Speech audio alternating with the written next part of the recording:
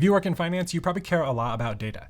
Objective, verifiable, quantitative information that you can use to drive decisions. But how you show that data, the story you tell around that data, also matters. In this video, I'm going to show you how you can take your boring finance slides and turn them into something that has more of a story, but is also more convincing and compelling and easy to understand. I'll be going through this slide right here, which is actually sort of complicated.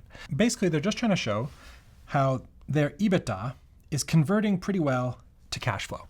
Now, obviously, this topic is a lot more complicated than I'm making it sound, but that's the gist of what they're trying to say in this slide. My first impression with this slide is just how much clutter there is.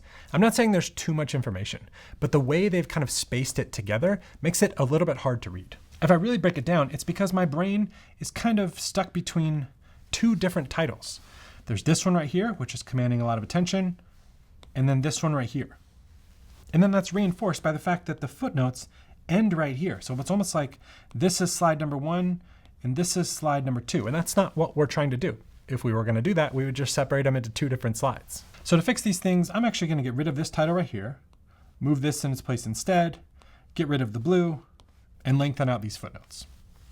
So still a long way to go with this, but what this does is it kind of puts all of this information together into one cohesive slide under a single message, which is that they have a strong EBITDA to cash flow conversion. All right, so now that we've removed some of the visual distraction, let's move on to the chart, which is obviously a pretty important part of this slide. So the chart is meant to show this adjusted EBITDA versus cash flow.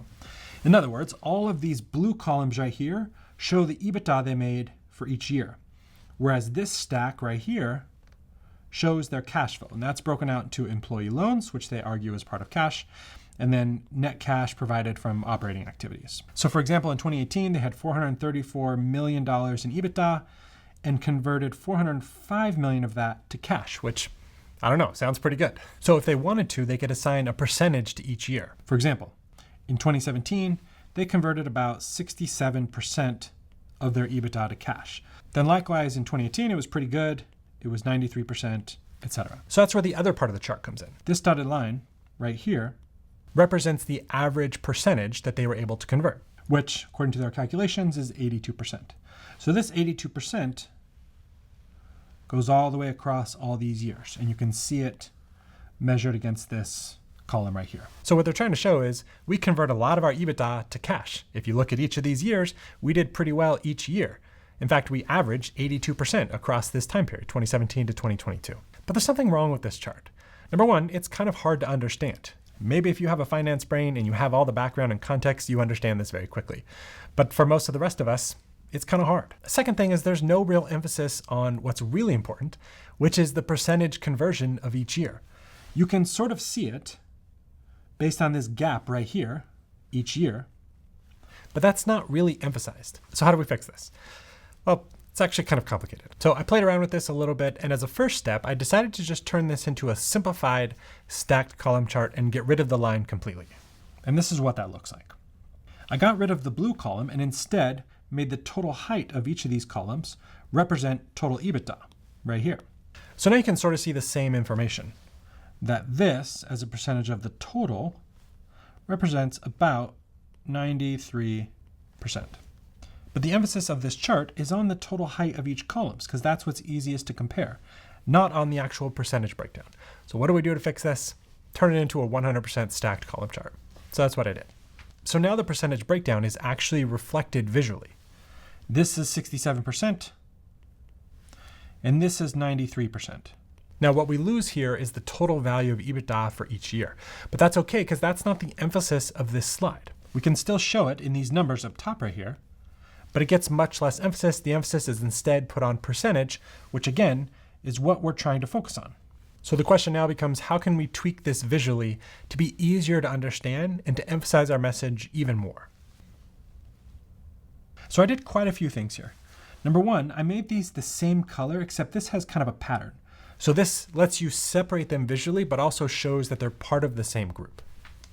I also removed the legend just to remove some of the clutter and put more attention on the actual title itself. But then I put these category labels right next to the columns. And that's just a small, easy thing you can do with column charts, especially 100% stacked column charts, to make it easier for your audience to understand what each of the different colors mean.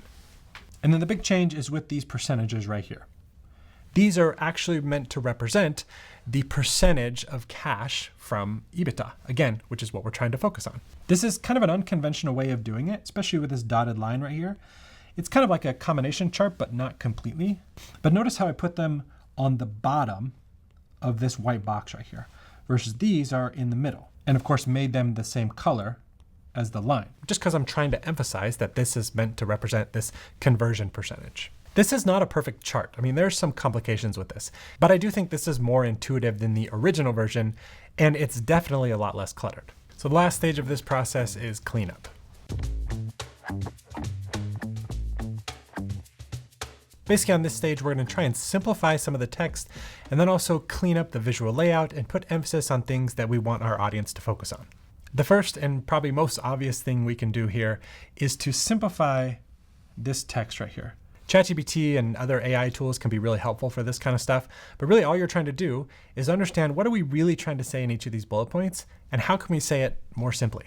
So that's all I did right here. Simplified the text, added this key insights right here, but then I also added some information on the chart to make that easier to understand. So I noticed we didn't have a legend, so added that right there, and then added this nice call out right here that tells the audience exactly what this information means. And it can be easy to forget this kind of stuff, but you want to make it as simple as possible for your audience to understand what you're trying to say. That's because you've seen this slide a bunch of times and they're looking at it usually for the first time. So just make it as simple as possible with things like callouts and bolding and arrows and stuff like that. Notice how I also bolded this text right here, because I feel like this is in direct support of the message we're trying to emphasize. We probably could have bolded a few other things right here, but I just felt like these bullet points were less important than this top bullet point right here. But there's one final problem, which is this area right here seems sort of text heavy. These are all kind of blending together. It just makes it harder to view each of these pieces of text separately. So I put this in a blue box just to separate it a little bit. Now, notice how this box doesn't extend from top to bottom. In other words, it doesn't go up here and it doesn't go right here. I don't feel like this is competing with the main message of this slide. This very much feels part of this slide. But by putting it in a box that's just a little bit separate, it just makes the text a little bit easier to process and understand. Now this slide isn't perfect, but compare it to the original. Just by fixing the layout, improving the visual, and just generally cleaning up the slide, it's a lot easier to understand, even a complicated slide like this. So next time you have to build a finance slide, don't just think about the data, think about the story and the visual impact of that data you're trying to present. Now, if you like this video, you might like this other video on screen where I took 3 data-heavy slides from top consulting firms and completely redesigned them, much in the way that I did for this video. So if you're interested in this kind of stuff, make sure you check out that video.